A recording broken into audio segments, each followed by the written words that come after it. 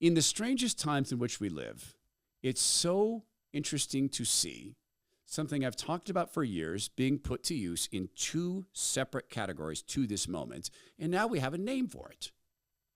Courtesy of the investigation into USAID and groups like Internews and the censorship industrial complex, I know what they call something I named a few years ago. It's one of the few phrases I can insist upon trademarking, which is the propaganda of silence. It is the single most potent weapon that the Mockingbird media has. Because if a thing happens, but no one knows it's happened, then it's just as if it never happened, right? If a tree falls in the forest and no one heard it, did the tree fall? Yeah, but no one knows. So the propaganda of silence is named strategic silence by the censorship industrial complex, and you have paid to have organizations enforce strategic silence. So there's two comparisons I want to make here. One is a California mom, and she's talking about her discomfort with her daughter being forced to undress in front of boys. And some moms don't like that. I know it's weird. And look, don't blame her. She's obviously an old-fashioned thinker that doesn't like her daughter being naked around boys. So it's just probably just a bitter clinger. Plus, none of the Mockingbird media, when we sat down to record this, had reported something about FEMA. So I'll share both of these with you in just a second.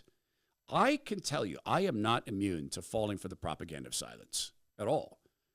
For years, I convinced myself with a lie that I could exercise myself into great health, which God bless, God bless, I've done. Thank you, Lord. And I am generally in great health, except I was thinking, you know what, I can destroy my liver. Everything else is fine. I can exercise and bang out a great workout or 2 or 3 a day, and I can do things that most guys my age, 57, don't do. And you could, but just most people don't care to do it. But I can destroy my liver. Not with drinking alcohol, I don't do that. But by doing what my dad did to himself. My dad was wildly obese, and I loved him dearly, but he was wildly unhealthy. And there were 2 things that contributed to that overall. Well, 3 things. Overeating like a madman, drinking wine to medicate depression, which, by the way, didn't work, and then taking a ton of ibuprofen to mask all the symptoms thereof. Being super heavy and being super unhealthy and eating ibuprofen. Now, here I was healthy, but eating ibuprofen to hide inflammation. And when I learned that ibuprofen actually causes inflammation, there's your propaganda of silence. No one told me that until I talked to the doctor who founded Native Path Krill, Native Path Antarctic Krill, because I tried this stuff. I'd already agreed, okay, we're going to work with them. We were talking through the copy points. I was on it for about a week, and oh my gosh, I do not need ibuprofen anymore. So I called him back, and he said, I guess you didn't listen the first time. This stuff, the omega-3s in the Native Path Krill, is twice as absorbable as that which you would get from fish. It is more powerful and for your immune system than vitamin C that comes from the purest waters on Earth, 73 miles off the Antarctic coast, from these little shrimp-like crustaceans called krill. And you take 2 soft gels at night. It can help minimize leg and foot swelling, reduce joint pain, slowing aging, helping with quick thinking, encouraging long-term health, boosting metabolism. All of that really centers around helping your blood flow better. I've had an enormous change. Never again ibuprofen. So boost your health with Native Path Antarctic Krill Oil. Visit getkrill.com/Todd today to see what deals are waiting for you. That's getkrill.com/Todd. Getkrill.com/Todd. Here's a mother with an old-fashioned point of view, and don't hate her. She's an object of her time, and she has this wild belief that her kid, her daughter, shouldn't be forced to undress around boys. And the propaganda of silence is this.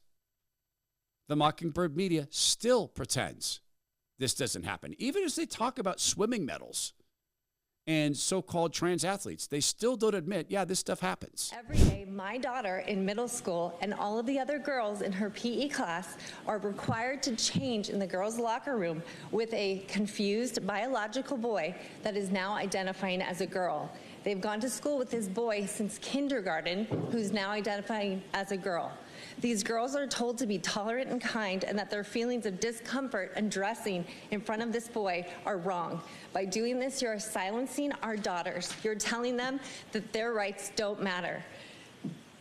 By enforcing this executive order, We need to tell our daughters that their rights and their abilities and their heart. Thank you. Time is up. Next speaker, please. Time is up. Little robotic chirp. Time is up. But they've got all the time in the world behind the dais. No one in the Mockingbird media has talked about the reality that all of a sudden it became a thing in America where the authorities go to 13-year-old girls and go, okay, remember now, PE is over, so go get dressed in front of the boy. And just try this sometime. Well, don't.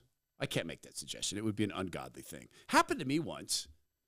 I was in a crazy New York hotel condo building, and I had to fly overnight because Microsoft, this deal was dying. It was just this crazy. You need to come out and save this deal, and you need to speak to this group. And so, okay, great. You're going to make me do this at the last minute on your budget. I'm flying business class. I need a lay-down seat. I'm not going to sleep. So I get there, come in from the airport, and I got a shower because I've been sleeping on the stinking plane. And I go upstairs in this hotel, and it's down in the meatpacking district. It's sort of a hipster area at the time. I take a shower. I walk out, and I'm getting dressed, and I realize there is a naked woman there. And I said, oh, my gosh, I am so sorry. Oh, my gosh. She goes, oh, wait, you didn't know? I didn't know what? Oh, this is unisex. What? Yeah, it's a unisex shower. Oh, and I'm not a complete prude, but that was, can I tell you something? I don't remember what she looks like. And you'd think if you would suddenly see a naked woman, I was so shocked. And at the time I was, early 40s. Imagine being 13 and a girl. And you have to do this. And the Mockingbird media won't talk about it. It's propaganda of silence. Completely different event. Whole different spectrum of government. Same technique. The propaganda of silence. Did you know that FEMA has gone and gotten 80% of Hurricane Helene cases solved in, President Trump's been in office 8 weeks.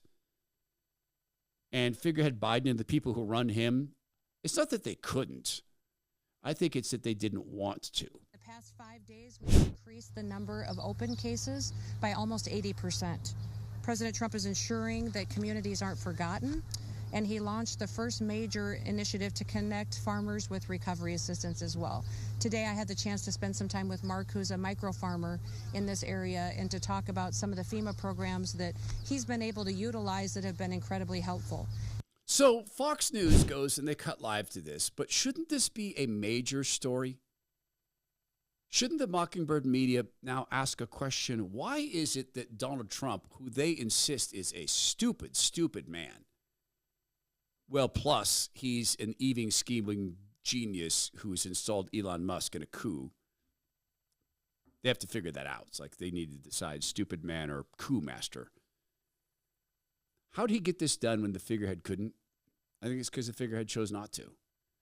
The propaganda of silence is the most important tool that the Mockingbird media has, and it's why they want censorship. This is why they want to censor shows like this and Tucker's, etc., because we say the things they are not to say. And they also know this. As this funding dries up, they might actually have to figure out how to talk about uncomfortable stuff. Because gosh knows you don't want to be in the news business and talk about uncomfortable stuff.